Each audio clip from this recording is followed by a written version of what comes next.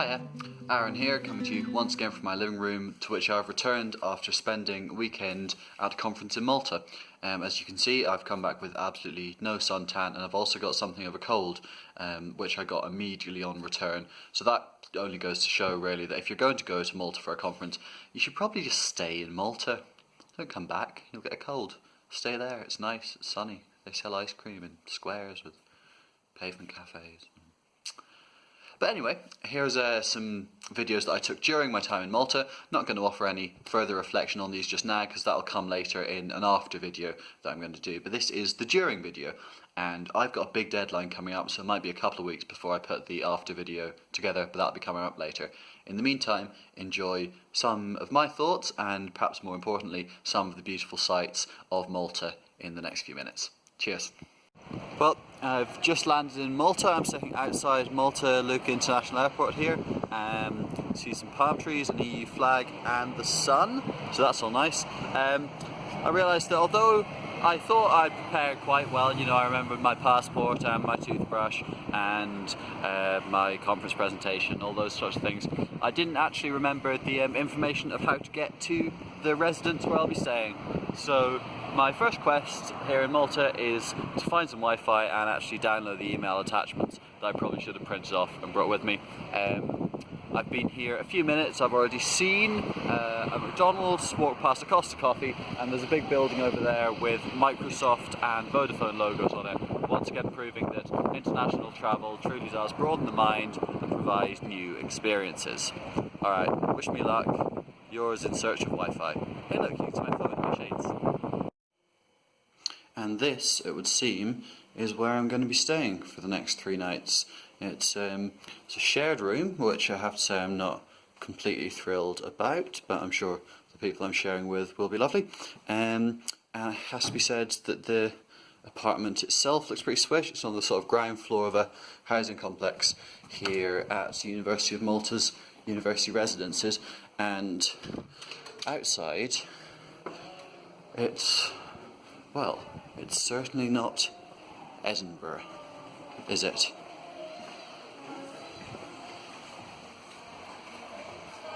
Long way from home. So here I am in beautiful Valletta. You can make out the city gate behind me there for the second time today, and it's fair to say that the second half of my day has been a bit more wearing than the first. After I got in to the airport, a very nice lady helped me with how to buy bus tickets and came through to Valletta, had to wander around, and it's just absolutely beautiful. After that I took a bus out to the university residence, where I discovered, as you've seen, that we're going to be sleeping free to a room, so not sure how I feel about that. And then I just took a very long, overcrowded bus journey through a traffic jam to come back in for a reception which they're holding tonight to sort of open the conference up. So been a day of 2 halves, a bit more stressful the last couple of hours, and the fact that my day started at 4:30 this morning when I got up for the plane starting to bite. But I'm going to go and see this reception now, maybe grab a bit of food beforehand because I'm not sure if there's going to be food there and I'm starving, and actually get to meet some people involved in the conference, because so far the only person I've had any conversation with about it is the receptionist at the university residence. So yeah, time to grab something to eat, try and perk myself up a bit, and go and see what this conference reception malarkey is all about. Alright, cheers. In between panels here, this is the conference centre behind me. I've seen 2 panels and a keynote speaker so far, so I spent about half a day listening to people talk about literature and got about half a day of it to go. 1 more panel with 4 speakers on it, and then the conference dinner is after that. We are on the 7th floor of the hotel and also on the ground. Don't know how that works. So, just dropping in super quickly with the Intercontinental Hotel here behind me to say I did my talk earlier today. I think it went pretty well. Had some really knowledgeable questioners who probably knew more about the topic than I did, but had some really good conversations afterwards. Talk seemed to go down well. I've had people say some nice things about it. They've got 2 talks going on at any one time, so unfortunately quite a lot of the people I've been getting to know here were in the other room at the time. But no, still had quite a few people come through, and like I say, it sparked up 2 or 3 conversations afterwards with people who I really felt had something to offer me as I explore a little branch of knowledge, which isn't actually the main focus of my PhD. So I'm quite happy with how that went, and I've just been in yet another keynote talk, and I'm about to dive into yet another panel because this train don't stop. So this is my hotel room. After staying in the university residence for the 3 nights of the conference, well, the night before the conference, night during and night after, I suppose, I booked myself a couple of extra days in Malta in what was a pretty cheap hotel. Like I went onto some hotel websites, sorted by price from cheapest, and then clicked on basically the first one that didn't sound awful, but fucking hell, if this is a cheap hotel, man, it's basically a mini apartment.